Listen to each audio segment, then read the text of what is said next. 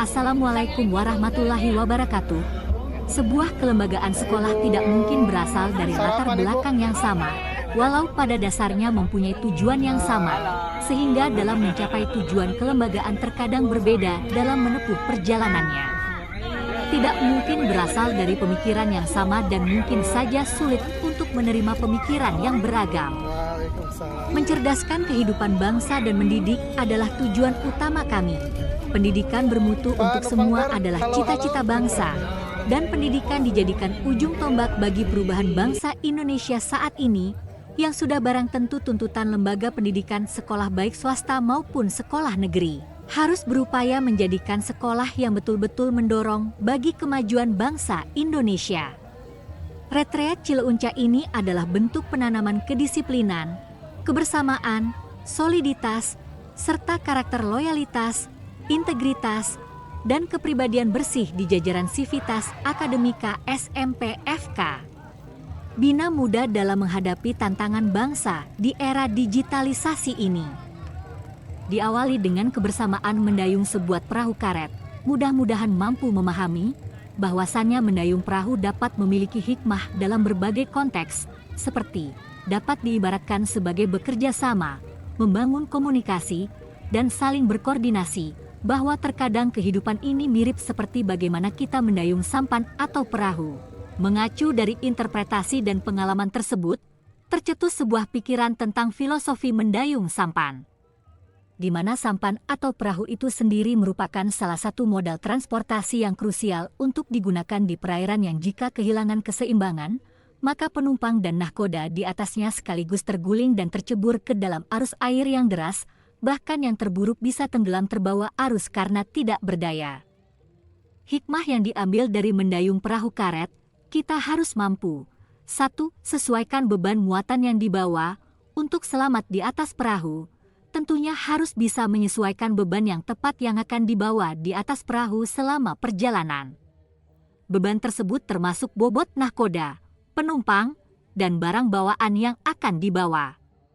Apabila melebihi kapasitas yang seharusnya dapat ditampung oleh sampan, maka sampan akan oleng atau kehilangan keseimbangan. Dan salah satu hal terburuknya adalah perahu, sampan terguling sehingga penumpang, nahkoda, dan barang bawaan di atas perahu ikut hanyut di perairan. Begitu juga dengan kehidupan.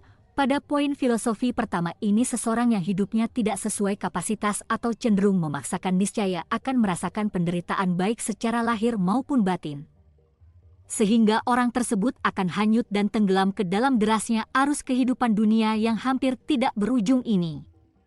Maka dari itu, sepatutnya kita menjalani kehidupan dengan tidak memaksakan kapasitas maksimum yang kita punya. 2. Jangan bertingkah yang aneh-aneh supaya perahu tetap seimbang. Bertingkah aneh-aneh di sini dimaksudkan sebagai bertindak atau melakukan hal-hal yang menimbulkan hilangnya keseimbangan dari perahu.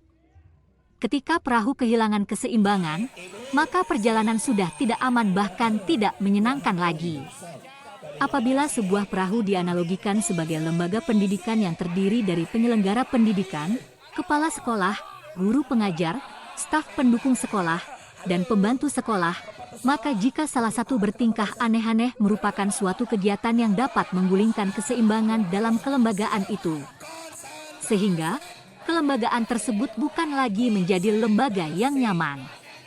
Melalui analogi tersebut, bertingkah yang aneh-aneh merupakan pilihan yang sangat tidak bijak, terlebih kita sudah sangat memahami apa itu risikonya. 3. Tetap berusaha mendayung agar perahu bergerak ke depan. Berusaha mendayung supaya perahu bergerak ke depan merupakan kewajiban bagi kita yang telah memutuskan untuk menaiki perahu tersebut. Hal ini ditujukan agar perahu tidak bergerak tanpa arah dan kita bisa mencapai tujuan dengan selamat. Begitu juga korelasi di dalam kelembagaan pendidikan, apabila kita telah memutuskan untuk mengarungi luasnya samudera perjuangan bersama, maka pilihan kita hanya 2. Pertama, mendayung terus ke depan, atau kedua yakni berhenti mendayung dan membiarkan perahu dan kita sebagai penumpang sekaligus nahkoda terombang-ambing di tengah samudera tanpa arah tujuan. Karena kita sebagai pelaku dari perjuangan pendidikan sudah sepantasnya terus-menerus memiliki mental berkorban dari lingkungan yang tidak mendukung. 4. Jangan melawan arus, tetapi harus tahu kapan waktu tepat untuk minggir dan rehat sejenak. Mendayung bukan berarti membiarkan diri kita melawan arus alami yang kuat. Mendayung merupakan cara kita mengelola bagaimana agar perahu yang kita tumpangi selamat, tidak terguling, dan kita selamat hingga sampai tujuan. Dalam hal ini adalah tidak terlalu menentang arus yang ada sehingga membuat perahu yang kita nahkodai menjadi oleng. Korelasinya di dalam kelembagaan pendidikan adalah kita tidak dapat serta-merta membuat lingkungan sekitar kita menyediakan apa yang kita inginkan dan kita butuhkan. Akan tetapi, kitalah yang harus pandai-pandai untuk beradaptasi dengan lingkungan namun tanpa mengesampingkan tujuan dan cita-cita kita yang sebenarnya. Sehingga, kita bisa tahu kapan harus menepi dan kapan harus menuruti sang arus.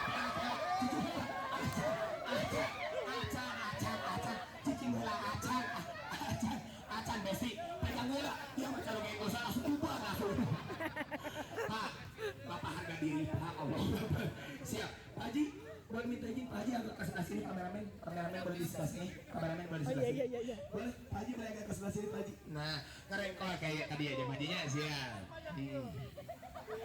Karengkol, siap. Puntanya bajunya agak serak kamari, Dan selanjutnya melalui game melatih konsentrasi mempunyai tujuan untuk meningkatkan kemampuan otak dalam fokus dan memperhatikan berbagai hal.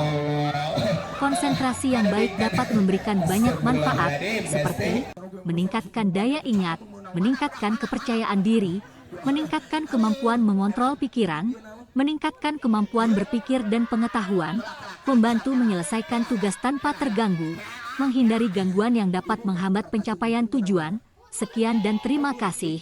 Semoga melalui retreat SMP FK Bina Muda di situ Cileunca ini dapat bermanfaat bagi kelembagaan pendidikan SMP FK Bina Muda dan bermanfaat bagi halayak umum. Billahi taufik wal hidayah. Wassalamualaikum warahmatullahi wabarakatuh.